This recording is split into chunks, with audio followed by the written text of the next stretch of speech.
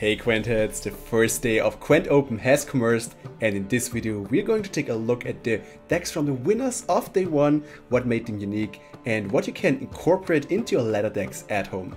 Subscribe if you like what I'm doing, and if you get notified about my weekly uploads of my in-depth Gwent guides chosen by the community.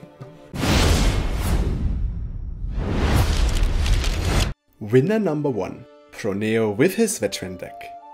Remember, the tournament decks are always different than ladder decks because they try to maximize the win rates against possible matchups, especially if you can control against which decks you want to play through picks and bans. Veteran decks are all about dropping as many Turisach veterans, which strengthens all Turisach units in your hand, deck and board by 1. Thanks to Sigtarifa and in other deck variants also Decoy, you can strengthen your units 4 or 5 times.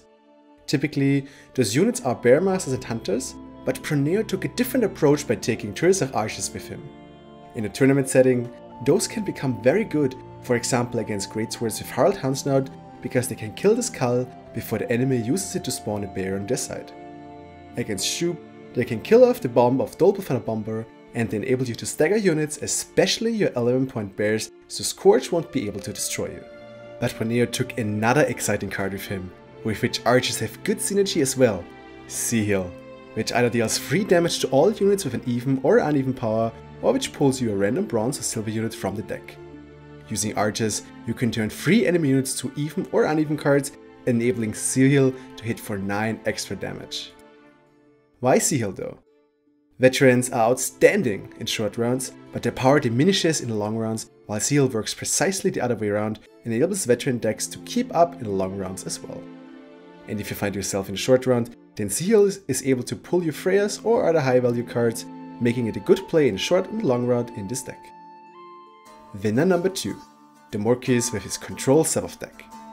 On Wild Hunt, we already have seen some Sabbath deck, but instead of going for the typical version, the Morkis combined it with an Arid and Frost core while adding some Ice Trolls for additional control. Let's look only very quickly at the deck core before we go into some exciting combos that can be made possible with this deck. The idea is that you drop Wild Hunt Hounds into Frost to get Weather ticking, to get that long round value and to enable the Troll synergy. Because Ice Trolls duel an enemy but will do double damage if the enemy is under Frost, enabling Ice Trolls to remove 8-point units, making them worth 12 points. Drowners enable you to pull units into the Frost, and Reconnaissance will allow you to fin more and get the cards you need. However, this deck has hidden potential that can be easily overlooked. Since the Morkis techt actively against Greatswords, it should come as no surprise to see no silver units in the deck, only spells and spies. This prevents Haim from creating a silver unit from his deck, and since the enemy doesn't know the deck list usually, that will be a very nasty surprise. Playing Sabbath, you need access to Mandrake, which will strengthen it by 6, and Whispers is able to pull it from the deck for us. But Whispers is also able to pull Adrenaline Rush, so if the enemy passes after seeing your Sabbath, you can play Adrenaline Rush so it will stay on the board for another round. But Adrenaline Rush enables another nasty combo as well, especially against Greatswords. Just imagine the following situation: you are in round 1 or 2 and the enemy has established a big Greatsword. You play Maruna and the enemy passes, forcing you to go 1 card down.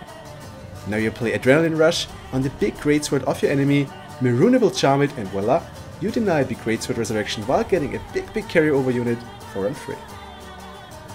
Winner number 3, Coleman with his Machine Foltest deck.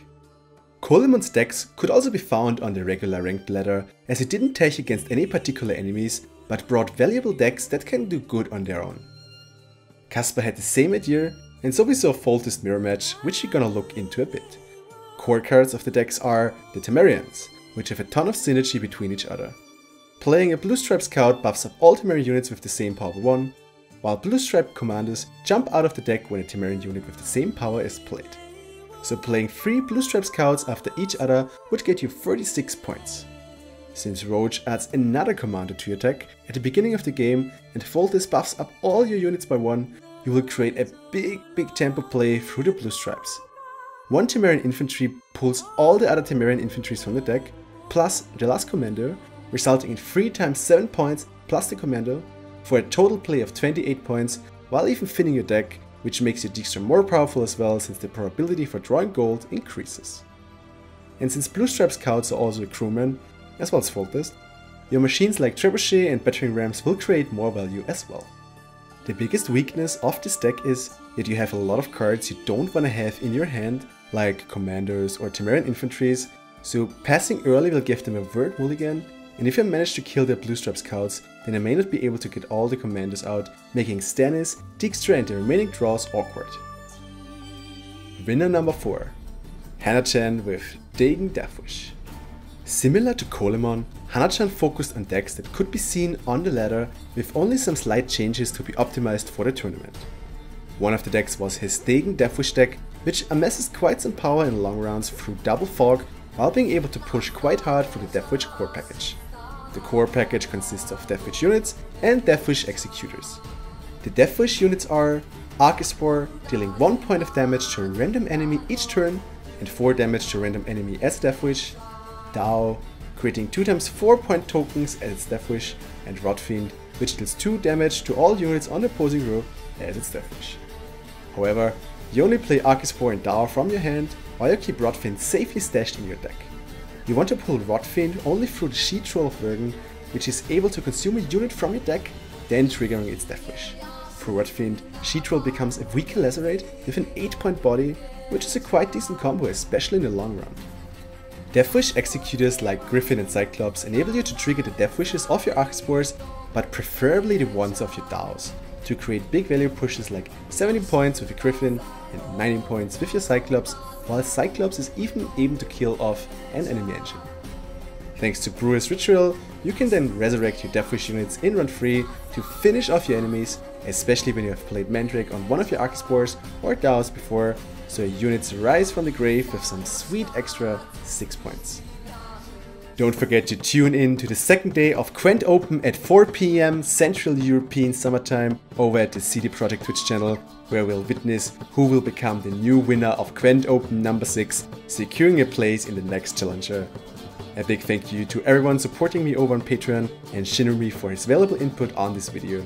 If you're looking for more Gwent content like my weekly in-depth guide guides or lore spotlights, then hit the subscribe button and I hope to see you over in the next video. Thanks for watching.